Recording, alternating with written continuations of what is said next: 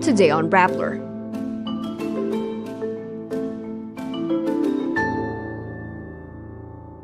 Kamala Harris concedes defeat to Donald Trump as she warns of potential dark times to come. Democrats blame U.S. President Joe Biden for Kamala Harris's loss as exit polls show working-class voters and Hispanics voted for Trump. The controversial raid of an alleged POGO in Manila triggers the relief of the National Capital Region's police chief. Australia is set to pass a law banning social media use for children under 16. And scientists say 2024 will be the world's warmest year since records began. U.S. Vice President Kamala Harris concedes the presidential race on Wednesday, November 6, but vows to keep fighting for the ideals that powered her campaign.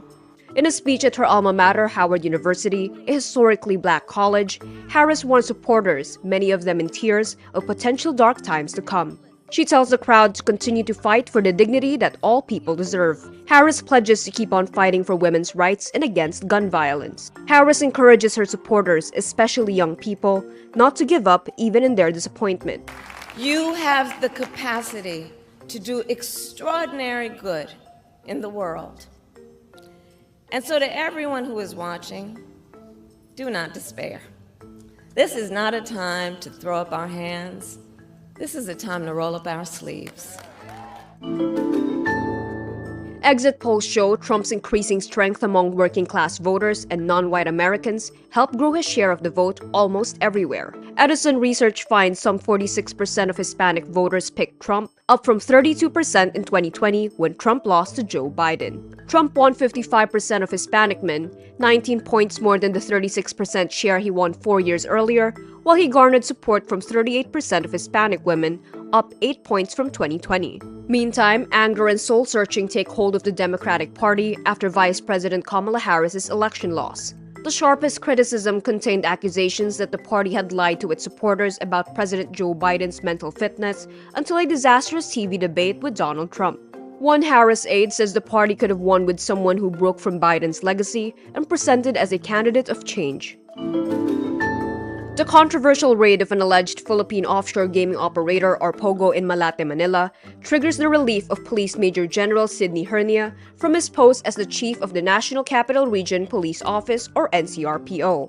This follows a messy operation led by the NCRPO on October 29, where a hub in Century Peak Tower was raided on the power of search warrants. The company owners condemned the raid and filed complaints against NCRPO officials and personnel. Interior Secretary John Vic Remulla confirms Hernia's relief and the appointment of Police Brigadier General Reynaldo Tamundong as acting NCRPO chief. The Malate operation also triggered a tiff between the NCRPO and the Presidential Anti-Organized Crime Commission or PAOC, as initial reports from the raid attributed the operation to PAOC. Spokesman Winston Casio reportedly said, "Please do not associate PAOC with flawed operations."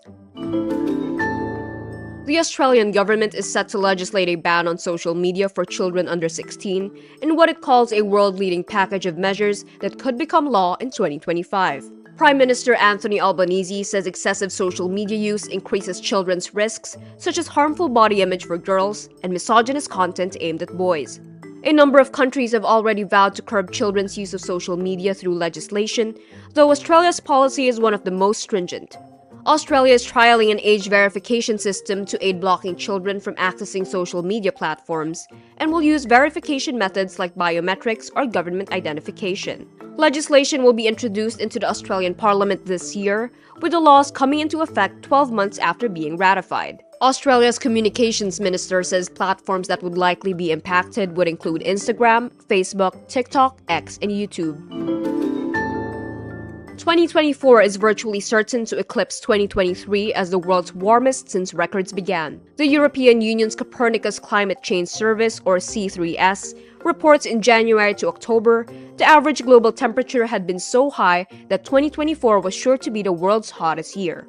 The scientists say 2024 will also be the first year in which the planet is more than 1.5 degrees Celsius hotter than in 1850 to 1900, when humans began burning fossil fuels on an industrial scale. The data is released ahead of the United Nations COP29 climate summit in Azerbaijan, where countries will try to agree to a huge increase in funding to tackle climate change. Countries agreed in the 2015 Paris Agreement to try to prevent global warming surpassing 1.5 degrees Celsius to avoid its worst consequences. Scientists now expect the world to breach that threshold around 2030. And that's today's wrap. I'm Kara Oliver. Thank you for watching. Click the link below for the full story. Follow us on Rappler's YouTube, Facebook, X, Instagram, and TikTok.